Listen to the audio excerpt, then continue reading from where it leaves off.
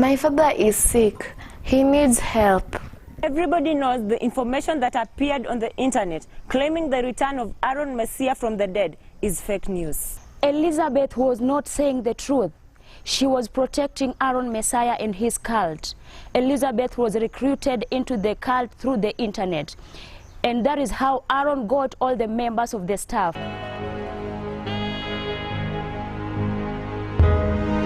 Jane Magda na Iris wamepoteza maisha yao katika hali ya kutatanisha. Mili yao ilipatikana mahali hapa ikiwa na majeraha ya risasi. Itakumbukwa wiki 3 kabla ya Jane Magda na Iris kuuawa, walishiriki katika filamu ya Blight of Nations na kusaidia kuiboresha zaidi. The crimes that he committed proves that he was sick. Most people never want to face the reality because we live in denial. He was a good man. I met him on internet and we had good times with him.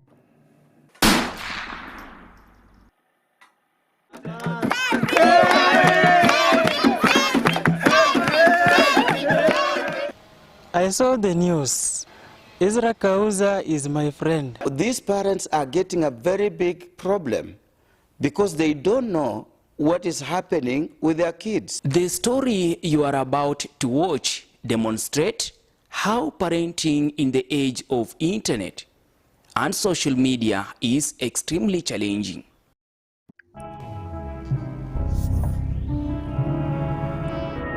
Behind what looks to a casual observer as a fast-growing up-country town in a developing nation are parents who have stories of fear, anxiety and suspicion buried deep into the privacy of their hearts.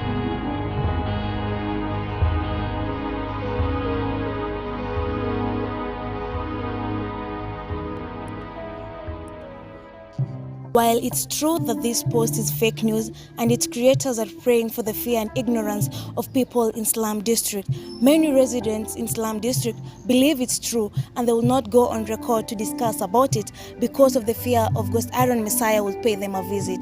Desmond Mwere is the only courageous person willing to go on public. He had this to say. Watu wengi wameingiwa na uoga, wanajiuliza who is behind the killing of Magda and Iris, if not Aaron Messiah.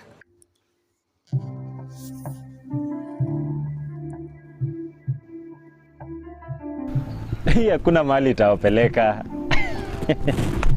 Ezra, kujeni tufanye biashara Nairobi, Bujumbura, Kajiado, all the way to Kampala. And what kind of job will I be doing in Nairobi, Kampala, Kigali, and all the way to Bujumbura? Translations. A lot of things has happened concerning Aaron. So how was your life with Aaron? Aaron was a generous man. When I arrived in Nairobi, he welcomed me in his house and stayed with me until I got a job. It is possible he got mixed up with something.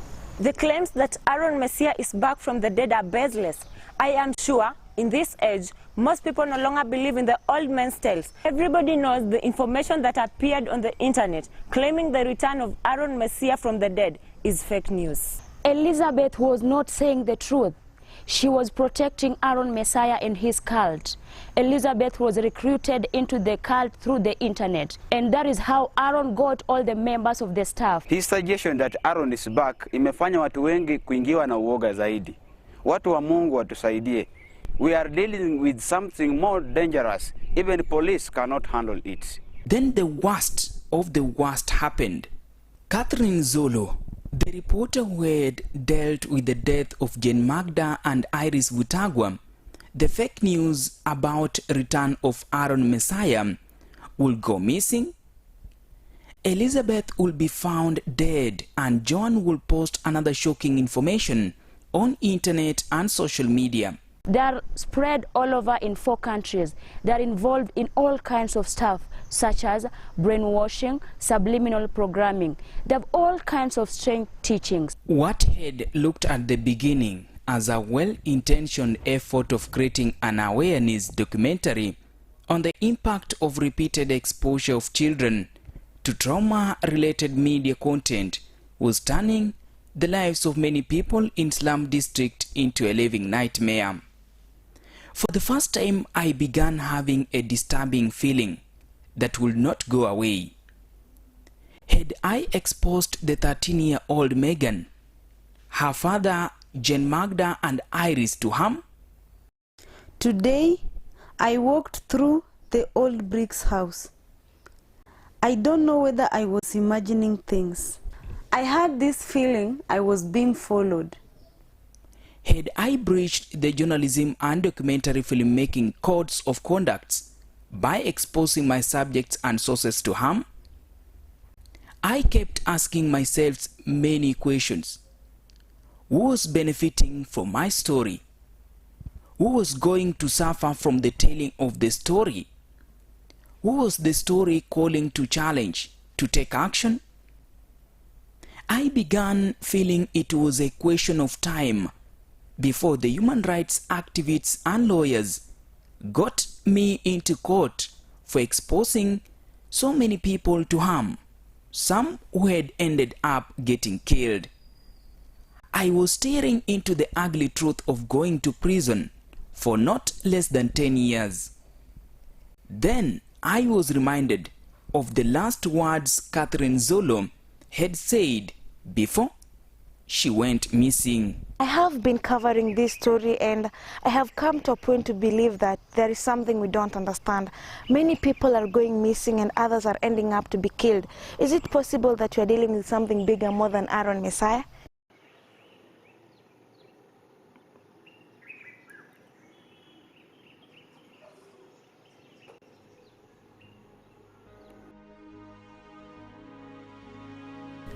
He stays in his bedroom all day. He comes to the sitting room when I have gone to sleep. My father is sick. He needs help. They say Aaron is alive. Do you think my father is sick because of the film we made?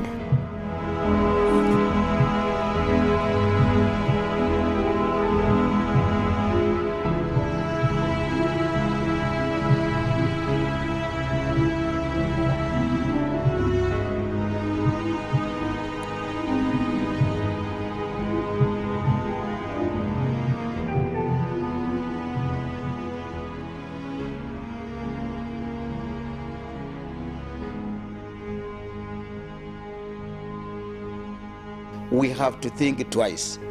I think we need a lot of education. Something should be done, particularly with the generation that is illiterate, and when it comes to the era of the internet, the era of the mobile phone, something needs to be done.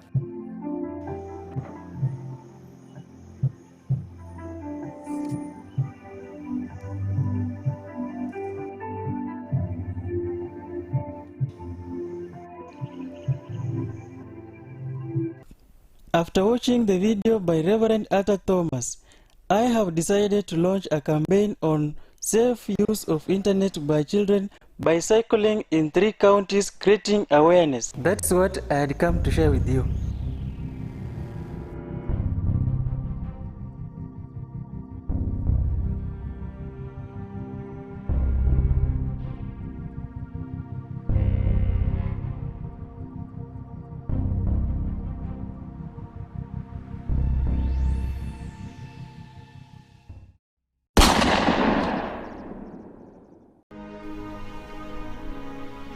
Was the person killing people going to come after me?